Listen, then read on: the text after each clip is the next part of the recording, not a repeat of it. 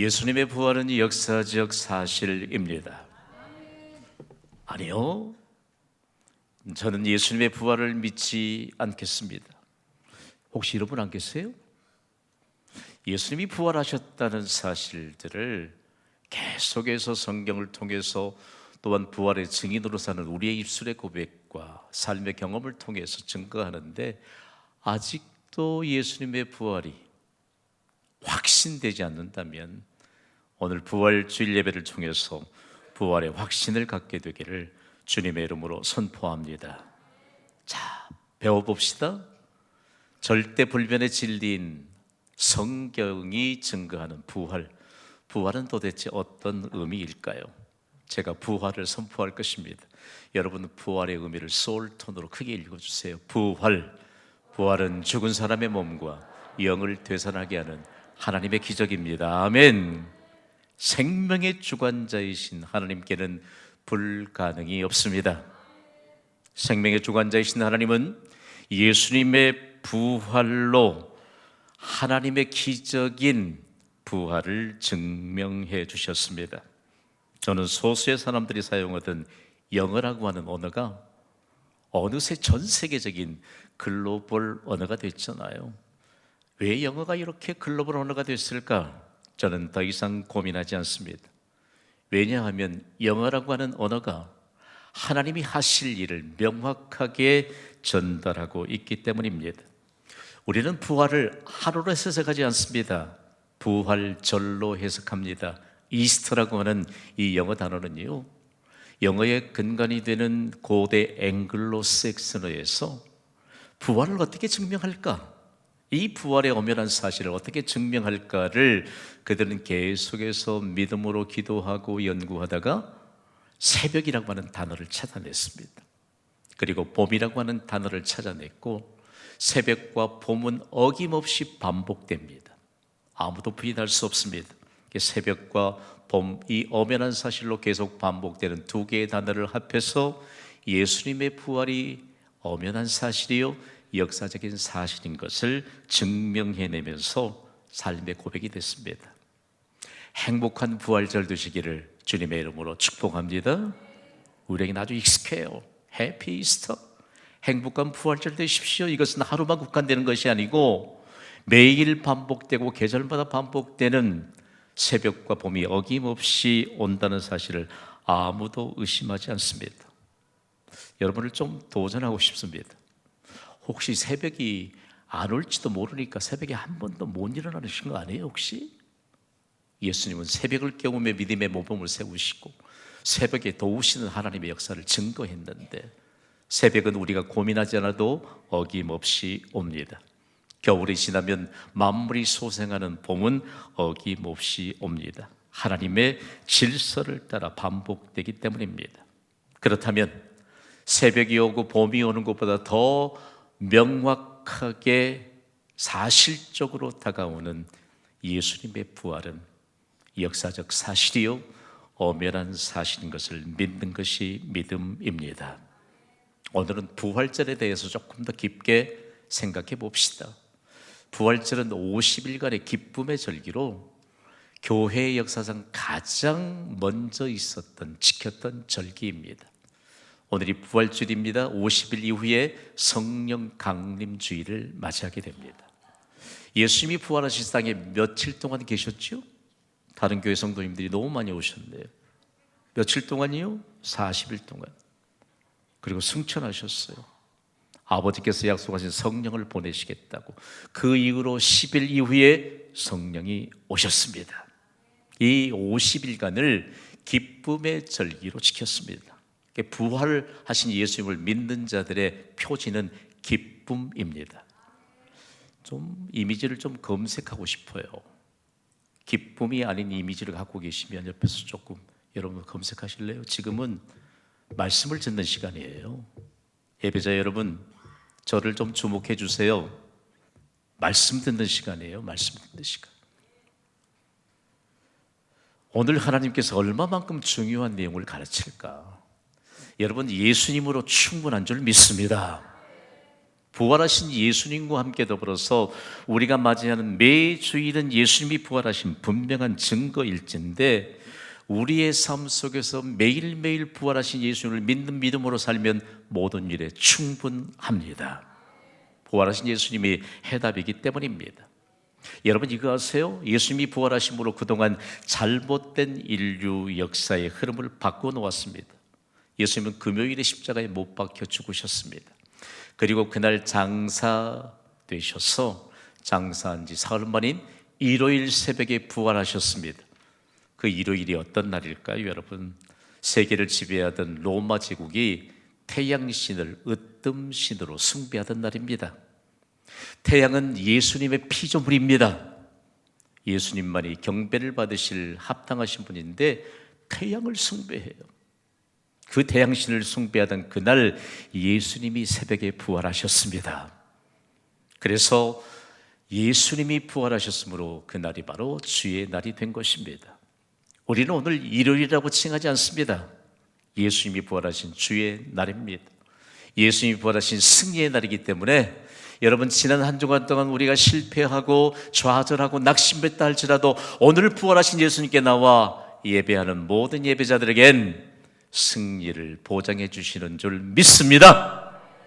그러니까 주일 예배는요, 우리의 영혼이 깨어 있으므로 깨어있는 영혼에 새 힘을 공급해 주시고 모든 일에 승리를 보장해 주시는 이 하나님의 보장된 은혜를 사모하는 자에게 그대로 임합니다. 예배를 잘 드리시기 바랍니다. 오늘 우리에게서 오늘 강력하게 말씀하시는데, 그러면 우리가 오늘 드리는 부활주일에는 과연 어떤 의미가 있을까? 오늘 우리가 사순절을 지나고 고난주간 지나 부활주일 예배를 드리는데, 초기 기독교 공동체를 섬기던 성도들은요, 십자가에 달리신 예수님께서 부활하셨다고 하는 신앙 고백으로 부활주일을 지켰습니다. 여러분, 십자가에 달리신 예수님께서 부활하셨습니다. 우리의 신앙 고백입니다. 그러면서 부활주일에 예배하러 나오는 모든 이들을 향해 십자가에 달리신 예수님께서 부활하셨다. 금세 눈시울이 붉어지는 이런 감동이 밀려옵니다. 우리의 신앙 고백입니다. 십자가에 달리신 예수님께서 부활하셨습니다. 그러면 부활의 증거는 뭘까요? 오늘 우리에게 주신 마태복음 28장 1절에 10절 말씀은 부활의 분명한 증거를 빈 무덤으로 증거합니다. 부활의 첫 번째 증인들이 여인들입니다. 성경에는 마리아라고 하는 이름이 많이 등장하거든요. 유대인들, 히브리인들에게는 성이 따로 없습니다. 이름만 있습니다. 마리아라고 하는 이름을 가진 사람이 수도 없이 많습니다. 그러니까 앞에 지역 이름을 붙여서 막달라 마리아고 구분하고, 그리고 누구의 어머니 마리아라고도 구분하고, 사실 영어권에 가보면요, 교회 안에서 메리 하면 여러 사람이 돌아봅니다. 우리 교회는 한 사람도 없는 것 같아요. 마리아.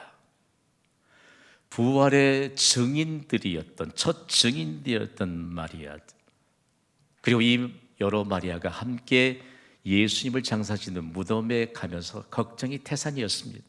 왜냐하면 무덤은 큰 돌을 옮겨서 입구를 막아두거든요. 장정들이 여러 사람이 있어도 그 돌을 옮기기가 힘이 듭니다. 그런데 나약한 여인들이 무덤에 돌을 굴려서 그 안에 있는 예수님의 시신에 향유를 바르기 위해서 향품을 준비해 가는데 걱정이 이만저만이 아닙니다. 그런데 무덤에 도착하기 전 지진이 일어났고 주의 천사가 그 큰 돌을 올려놓고 난 이후에 옮겨진 돌 위에 누가 앉아있지요? 천사가 앉아있습니다. 그리고 여인들에게 이렇게 말합니다. 와서 그가 누우셨던 것을 보라. 빈 무덤을 보여줍니다. 여러분, 예수님의 무덤은 빈 무덤입니다. 왜냐하면 예수님은 부활하셨기 때문입니다. 빈 무덤이 첫 번째 증거입니다. 그런데 그 돌을 옮기고 천사가 전해주었던 와서 그가 누우셨던 것을 보라, 여기에 강력한 메시지가 있습니다.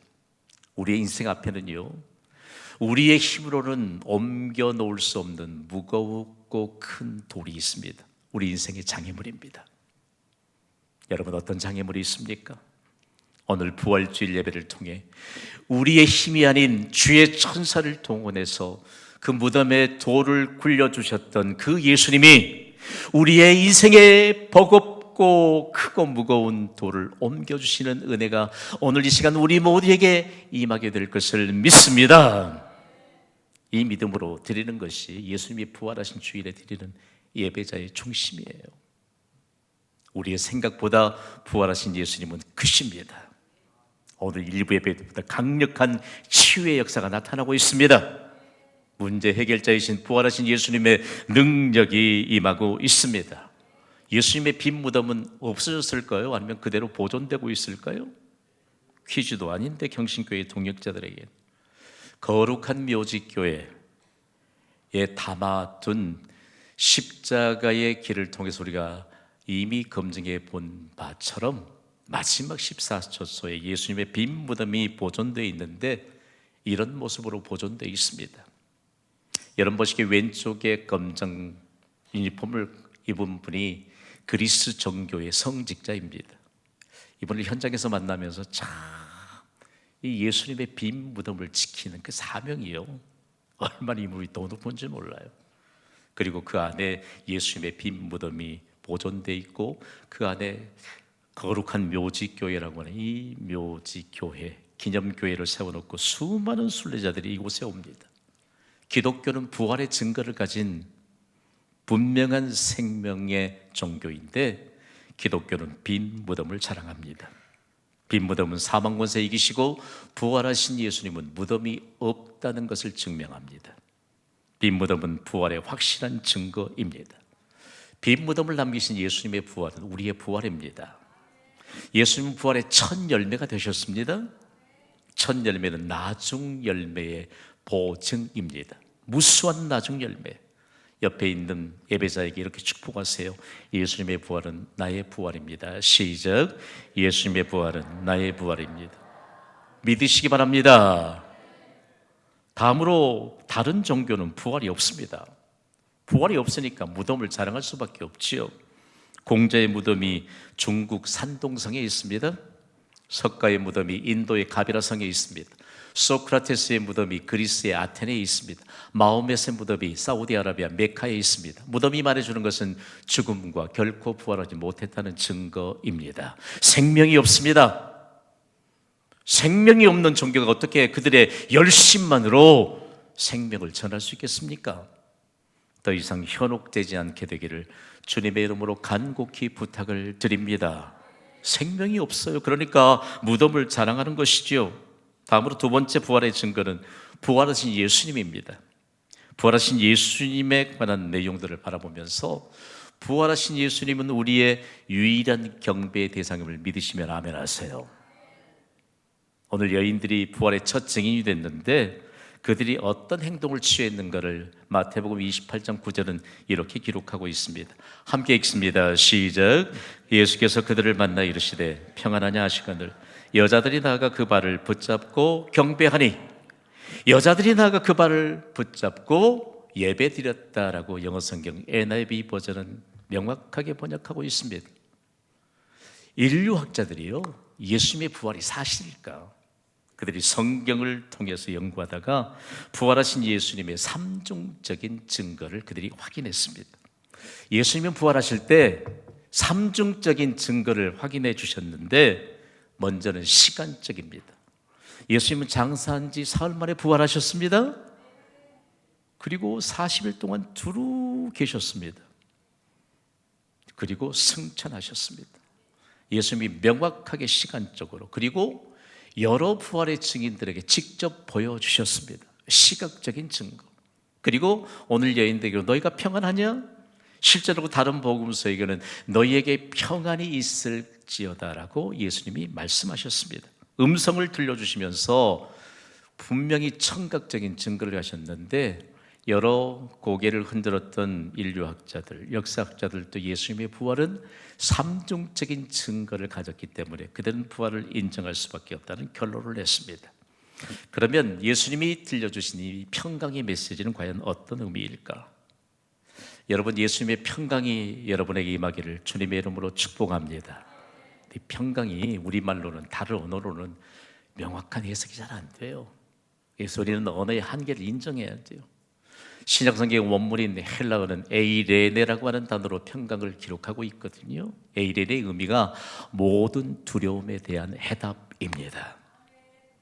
오늘 여러분 질병 때문에 두려워하고 있지는 않습니까? 물질 문제 때문에 두려워하고 있지는 않습니까? 해결 예측하기 어려운 미래의 불안감은 없습니까? 여러 두려움에 대해서 갇혀 있는지 모릅니다. 그러나 중요한 것은 평강은 모든 두려움에 대한 해답입니다. 도전합니다. 부활하신 예수님을 믿습니까? 그럼 평강이 임한 것을 믿으시기 바랍니다. 그러니까요, 이 부활하신 예수님이 주신 평강의 메시지는 생명의 메시지고 소망의 메시지인데, 평강이 담긴 축복의 메시지는 부활하신 예수를 믿는 자에게 여전히 효력을 발생시킵니다. 사도 바울은 데살로니가 교회 성도들을 향해 경험된 메시지를 데살로니가서 3장 16절에 이렇게 전달했거든요. 함께 읽습니다. 시작. 평강의 주께서 친히 때마다 일마다 너희에게 평강을 주시고 주께서 너희 모든 사람과 함께 하시기를 원하노라. 아멘. 부활하신 예수님을 믿습니다. 아직도 어두움에 갇혀 있거나 어두운 그늘이 있거나 아직도 부활하신 예수님이 주신 평강의 메시지를 이해하지 못한다면 어두움을 물리치고 대신 평강의 주이신 예수 그리스도께 주시는 이 평강은요, 모든 두려움으로부터 해답을 가져다 주시는 확실한 주님의 보장된 약속입니다. 그래, 기쁨이지요. 그렇죠, 소망이지요. 그리스도인들이 요즘은 이미지 시대예요. 한마디 말도 하지 않아도 이미지만 딱 보면 알아요. 저는 여러분이 오늘 예배를 마치고 교회 울타리 밖으로 나갈 텐데 행여라도 우리 이웃 주민들이 평강의 주 되시는 예수 그리스도께서 때마다 일마다 평강 주심을 여러분의 이미지로 증거할 수 있게 되기를 주님의 이름으로 선포합니다. 만약에 여러분이 심각한 표정을 하고 나간다면 예수님 별거 아니다. 예수님이 도대체 어떤 분일까? 여러분, 우리가 예수님의 부활하신 예수님은요, 우리의 삶에 이런 적용을 하도록 메시지를 선포해 주셨어. 구원받은 그리스도인은 결코 두려움에 갇혀 살지 않습니다. 그렇다면 부활의 증거는 우리 시대에 우리의 삶을 통해서 무엇으로 증명될 수 있을까요? 영원한 소망으로 증명되어야 합니다. 그리스도인은 영원한 소망 안에서 삽니다. 영원한 소망은 다시 오실 예수님을 기다리는 대망의 기도로 증명되고 있습니다. 영원한 소망, 다시 오실 기다리는 대망의 기도. 부활하신 예수님은 다시 오십니다. 예수님이 약속하셨습니다. 그래서 고린도 교회를 통해서 얼마만큼 명확한 이 대망의 기도의 바탕이 다져졌는지 모릅니다. 고린도서 16장 22절은 교회 공동체적인 고백을 담아 이렇게 기록하고 있습니다. 읽습니다. 시작. 만일 누구든지 주를 사랑하지 아니하면 저주를 받을지어다. 우리 주여 오시옵소서.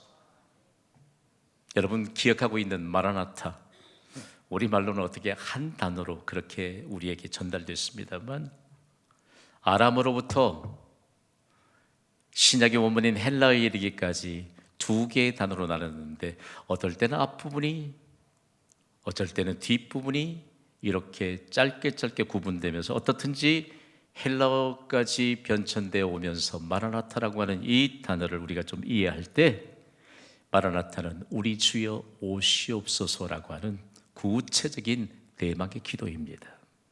여러분, 예수님은 인류의 구원자로 탄생하셨습니다.